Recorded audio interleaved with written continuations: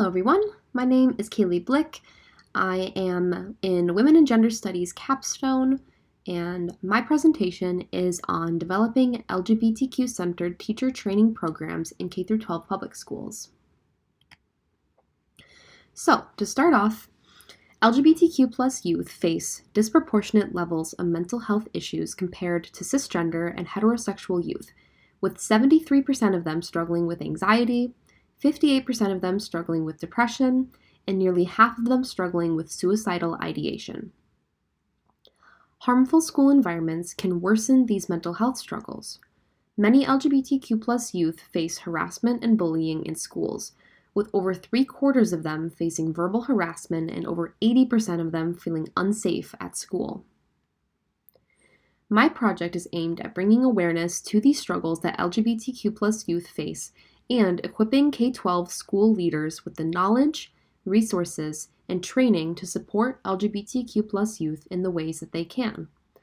My goal is to provide recommendations backed by my research to help advise training developers on the types of issues and topics that should be included in teacher training programs to ensure that educators get the knowledge and resources needed to support LGBTQ plus youth. Some of these recommendations include background information on LGBTQ plus terminology and identities, mental health struggles among LGBTQ plus youth, anti-discrimination policy implementation guidance, bullying intervention guidance, and curriculum and classroom inclusion. Many educators reported feeling a lack of confidence in addressing LGBTQ plus issues and reported needing more resources, training, and counseling regarding LGBTQ plus topics.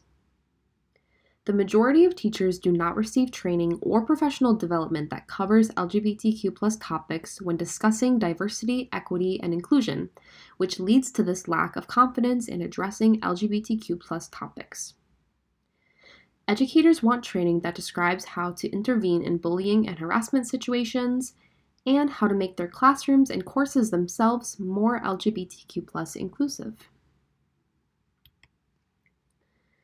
Educators also want guidance on how to implement anti-discrimination and anti-harassment policies to ensure that school protective policies are actually being put into practice in educational spaces in tangible ways.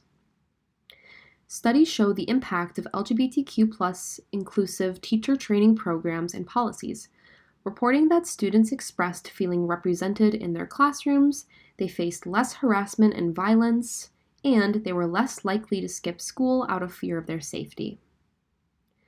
Educators can play life-saving roles in LGBTQ plus youth lives because having at least one supportive adult can lead to better mental health outcomes and a 40% reduction in suicide attempts. This statistic demonstrates the invaluable impact that LGBTQ-inclusive training programs can have on the lives of LGBTQ plus youth. Overall, the literature exemplifies the need for more inclusive teacher training programs, what educators want and need out of said programs, and the tangible benefits those programs have in translating into better mental health outcomes and experiences for LGBTQ plus youth in K-12 schools.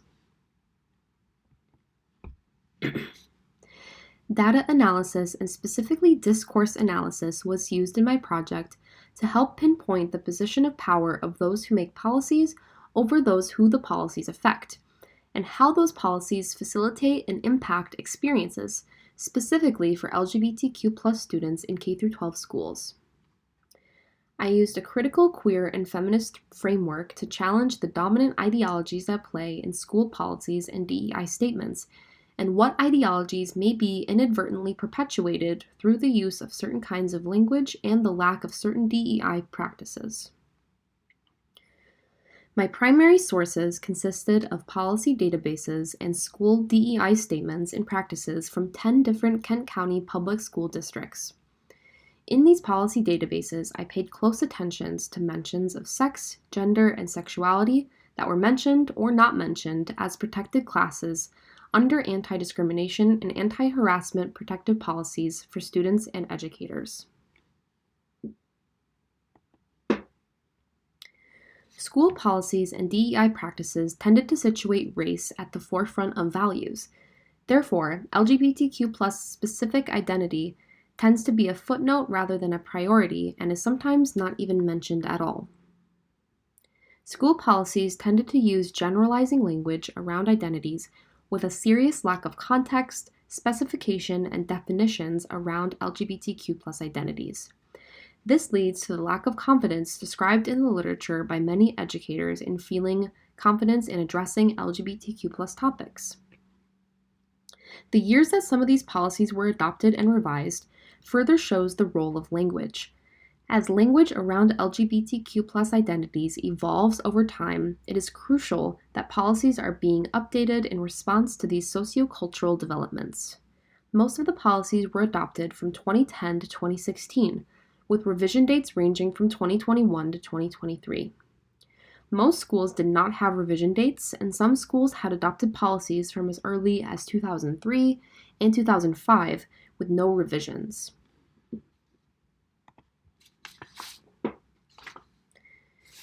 In order for teachers to be best equipped to support LGBTQ plus students, their training and professional development courses need to establish various lessons and topics pertaining to LGBTQ plus identities and experiences. One of the first topics that should be covered is establishing background information on LGBTQ plus identities in order to contextualize who those policies and training are aimed at protecting.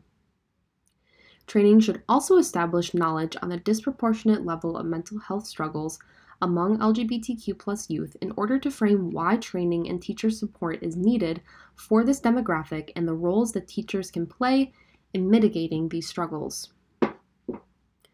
Educators also need administrative guidance on how to best put anti-discrimination and anti-harassment policies into practice in their schools, and how to best intervene in bullying situations or when hearing slurs. Teachers also need guidance on how to best integrate LGBTQ plus voices into their curriculum and class spaces to ensure that LGBTQ plus youth are being represented in their courses and their school spaces. LGBTQ plus youth deserve to receive an education in a safe, affirming, and uplifting environment, and they have a right to exist as their authentic selves without constant fear of discrimination, harassment, and violence.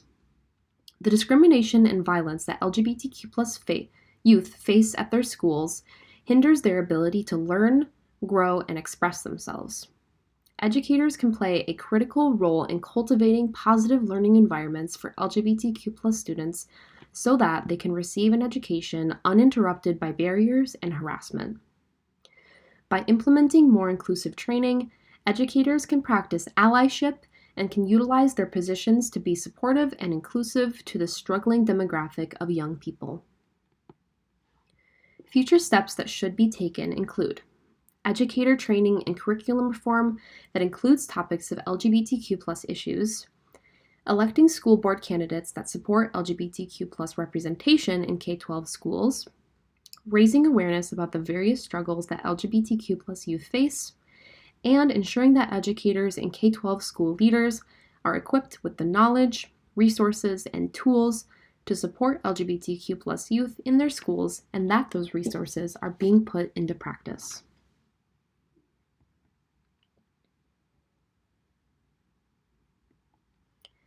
Thank you so much for your time. If you have any additional questions or comments, feel free to reach out. Thank you.